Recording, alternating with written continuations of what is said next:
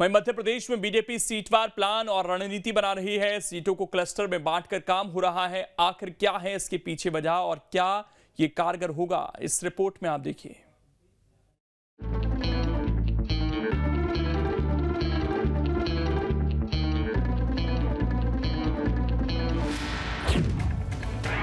चुनाव के लिए बीजेपी का सीटवार प्लान। कहां कितना होगा सियासी नफा नुकसान। बीजेपी की तैयारी तो 230 सीटों पर हो रही है, लेकिन इस बार की रणनीति थोड़ी बदली हुई है। पार्टी ने सीटों को अलग अलग पॉकेट में बांटा है और सबके लिए अलग अलग रणनीति भी तैयार की गई है। जिन सीटों के लिए अलग प्लान तैयार किया गया, अगर उस पर नजर डालें तो जहां 2018 में कम अंतर से हार जीत हुई थी, जिन सीटों पर बीजेपी कमजोर है और जहां बीजेपी कभी जीत नहीं पाती, ऐसी सीटों के लिए पार्टी अलग से काम कर रही है। अब आपको बताते हैं कि बीजेपी ने कौन सी सीटों के लिए क्या प्लान तैयार किया है। तो प्लान 36 में वो सीटें हैं जहां बीजेपी जीत नहीं पाती। सत्ता मिलने पर भी 36 सीटों पर बीजेपी नहीं जीत पाती। कांग्रेस इन सीटों पर लगातार जीतती रही है। 36 सीटों पर 51% वोट का टारगेट रखा गया है। इन इलाकों में हितग्राहियों से सीधा संवाद हो रहा है। ज्यादा योजनाएं दी जा रही हैं। विकास के जरिए जीतने का प्लान है। इसी तरह प्लान 46 भी है। इसके तहत वो सीटें हैं जहां हार जीत का अंतर 5000 से कम रहा था।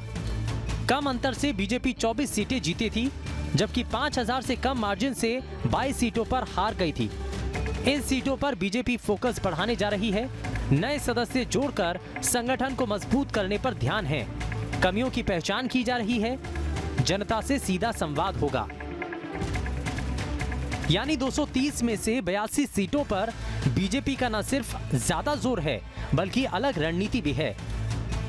और जहां तक रणनीति की बात है, तो जब आपको स्वाभाविक रूप से जब चुनाव पास में आते हैं तो हर पार्टी के लोग अपनी अपनी रणनीति बनाते हैं और अपने अपने हिसाब से मैनेजमेंट करते हैं कि कैसे हमें चुनाव जीतना है, कैसे सरकार बनाना है। भारतीय जनता पार्टी लगातार इस बात की चर्चा में रहती है, क्योंकि आपने देखा होगा जिस प्रकार से पूरे मध्य प्रदेश में विकास यात्रा निकाली जा रही है मध्य प्रदेश शासन के द्वारा, इस बात को जनता तक ये पहुंचाने में कारगर सिद्ध हो रही है कि हमने जनता की जो योजनाएं हैं उनको कैसा लाभ मिला है और कैसा लाभ मिलेगा। और हम भी इस बात का प्रयास करते हैं कि जनता को अंतिम व्यक्ति तक किस प्रकार से हमें लाभ देना है, इस बात की सब कार्यकर्ताओं को चिंता रहती है। देखिए, भारतीय जनता पार्टी ये जान चुकी है कि उनके पैर के नीचे से जमीन खिसक चुकी है, जिसके कई नमूने उनकी विकास यात्रा में निकल के सामने आ रहे हैं। जब उनके विधायक मंत्री अपनी अपनी विधानसभा में जा रहे हैं तो किस तरीके से जनता का आक्रोश का उनको सामना करना पड़ रहा है, ये सब सोशल मीडिया में चीजें निकल के आ रही है। अब जहां तक 230 विधानसभा सीटों में अलग अलग वर्ग के हिसाब से व्यवस्था करना, अलग अलग वर्ग के हिसाब से चुनावी तैयारी करना, मैं समझता हूँ कि भारतीय जनता पार्टी अपने कार्यकर्ताओं को एक झूठा सपना दिखाने के प्रयास में है। वे जान चुके हैं कि 2023 की जो रण है उसमें उनको कहीं भी सफलता नहीं मिलने वाली। हर वर्ग नाराज है। दरअसल बीजेपी की कोशिश है कि जिन सीटों की वजह से कांग्रेस की स्थिति मजबूत रहती है, वहीं उसका रास्ता रोका जाए, जिससे कि सत्ता की लड़ाई में कांग्रेस दूर रह जाए।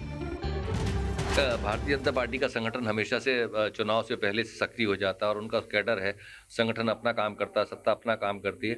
उनके लोगों का अलग अलग वर्गों में बांटा हुआ है और वो हर वर्ग के लोगों को हर संगठन में जिस तरीके से जिम्मेदारियां होती है वो देते रहते हैं। वो सबका एक टास्क होता है, वो संगठित रूप से काम करते हैं और उन सब के पीछे राष्ट्रीय स्वयंसेवक कहीं ना कहीं काम करता रहता है और उसका दबाव उनके पास रहता है, जिससे मतदाता तक लोग आसानी से पहुंच जाते हैं। देखिए, जहाँ तक नीति बनाने का काम है तो भारतीय जनता पार्टी हमेशा से नीति बनाकर चुनाव लड़ती आ रही है, लेकिन कई बार ऐसा होता है पेज प्रभारी पन्ना प्रभारी होने के बाद भी 2018 में चुनाव हार गए। अब आपको बताते हैं कि आखिर बीजेपी की चुनौतियां क्या-क्या हैं। तो सत्ता संगठन में बेहतर समन्वय बनाना, कार्यकर्ताओं की अनदेखी ना हो पाए, कार्यकर्ताओं के फीडबैक पर काम करना, योजनाओं की पहुंच बढ़ाना, डिलीवरी सिस्टम बेहतर करना, विधायकों की परफॉर्मेंस पर नजर रखना। हालांकि इस बार बीजेपी इन सभी कमजोर कड़ियों को लेकर सतर्क भी है और लगातार विधायकों पर नजर रख रही है। चुनावी आहट के बीच कार्यकर्ताओं की पूछ परख भी बढ़ गई है। कार्यकर्ताओं का मन टटोलने के साथ ही उनकी नाराजगी दूर करने पर भी गंभीरता से काम हो रहा है। संवादहीनता, काम न होना, महत्व न मिलने जैसी शिकायतों पर तुरंत कार्रवाई होगी ताकि कार्यकर्ताओं में नाराजगी न रहे। दरअसल 2018 में बीजेपी सिर्फ 2 वजहों से सत्ता से दूर हो गई थी। पहला ये कि विधायकों से नाराजगी थी, दूसरा ये कि कार्यकर्ता पूछ परख नहीं होने से नाराज थे और वो चुनाव के वक्त घर बैठ गए थे। ऐसे में ऐन चुनाव के वक्त बीजेपी जमीनी स्तर पर कमजोर हो गई थी, जिससे उसे बड़ा नुकसान हुआ था। इसीलिए पुरानी गलतियों को लेकर पार्टी के दिग्गज अलर्ट हैं। मंत्री से लेकर विधायकों को ताकीद की जा रही है कि क्षेत्र में सक्रिय रहें, साथ ही कार्यकर्ताओं से संवाद करते रहें ताकि जमीनी सच्चाई का पता चल सके। बीजेपी की कोशिश है कि अगर हारी हुई और कम मार्जिन वाली सीटों पर स्थिति मजबूत हो गई तो सत्ता की राह आसान हो जाएगी। इसीलिए कमजोर प्रदर्शन वाली सीटों पर ज्यादा ध्यान है। 2018 विधानसभा चुनाव के परिणामों पर नजर डालें तो महाकौशल, इंदौर, मालवा समेत ग्वालियर, चंबल बीजेपी के लिए सबसे कमजोर साबित हुआ था। यही वजह है कि 2023 विधानसभा चुनाव को लेकर बीजेपी ने अपनी एक अलग रणनीति पर काम करना शुरू कर दिया है।